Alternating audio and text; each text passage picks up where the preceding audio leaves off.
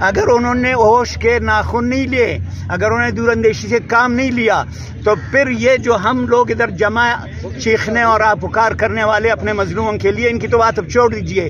آدھا پاکستان اس ظلم کی وجہ سے کٹ گیا، بنگالیوں سے چلے گئے۔ اس ملک کی ضمانت کون دے گا؟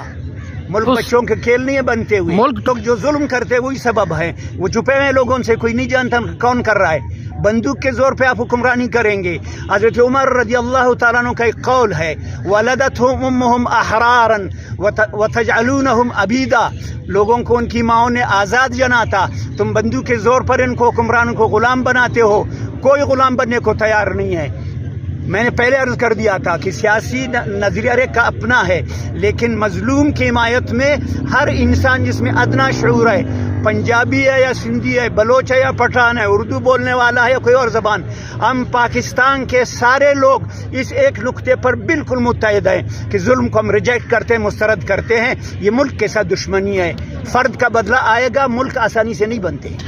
اس کو میں اور آپ آزاد کریں گے، اس کو ملک کے عوام آزاد کریں گے۔ کیسے؟ جس دن علماء فتویٰ دے دیں گے کہ بندوق اٹھاؤ، پھر آپ دیکھیں گے تماشا کیا ہوتا ہے۔ لیکن علماء دین دور اندیش ہے، ان کی نظر بہت دور جاتی ہے، صرف دنیا پر نہیں آخرت پر بھی جاتی ہے۔ اس ملک کو جو مسلمانوں کا ملک ہے، علماء اس کو خراب کرنا نہیں چاہتے۔ جس دن اعلان ہو جائے گا کہ اٹھاؤ بندوقیں، پھر میں دیکھوں کون سنبھالتا ہے اسی خلاف۔ حق تابع تعداد کے نہیں ہے۔ اگر علماء حق ٹھیک کہہ رہے ہیں، جیسے میں آپ کو علل اعلان کہہ رہا ہوں، پوری ذمہ داری سے کہہ رہا ہوں، یہ میرا نظریہ ہے۔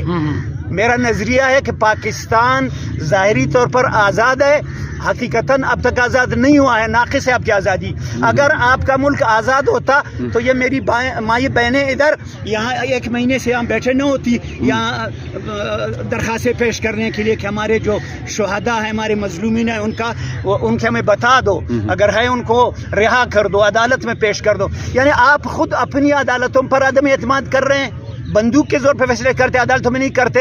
تو پھر یہ اسلام آباد میں جو آپ نے جنت بنائی ہے، شداد والی جو بڑی بڑی بلڈنگیں، مجھے پینے کا پانی نہیں ملتا بلوچستان میں، مجھے روٹی نہیں ملتی ہے۔ میں ایک دفعہ بیسد منسٹر میں گوادر گیا ہوا تھا اور وہاں ایک ڈیم کو دیکھنے گیا، وہاں مزدوروں نے مجھے دعوت دی، مولانا منسٹر صاحب آپ ہماری چائے پیئے۔ ہم اسی طرح جیسے آپ بیٹھے یہاں تو پھر بھی گھاس ہے، چمنی ہے، مٹی میں بیٹھ کے ہم ان سے چائے پی۔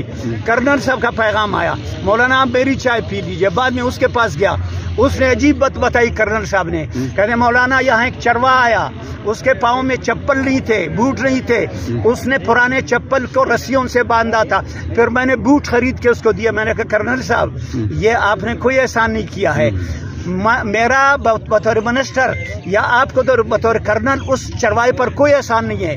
اگر آپ مہربانی کر لیں، جو با اختیار لوگ ہیں اس پاکستان کے، یہ جو اسٹیبلشمنٹ ہے آپ کا حیات مقتدرہ، اگر وہ حالات پیدا کرے کہ میرا ہر مزدور، میرا ہر چرواہا، میرا ہر کسان، میرا ہر غریب وہ اس قابل ہو جائے بلوچستان میں، جس میں معدنیات بھی ہے، زرخیز زمین بھی ہے، تمام تر وسائل بھی وہاں موجود ہے، میرا عام آدمی روٹی کمانے کے قابل بن جائے، کپڑے پہننے کے قابل بن جائے، خود خرید لے، بھیک نہ مانگے، بوٹ خریدنے کے، پھر میں مان لوں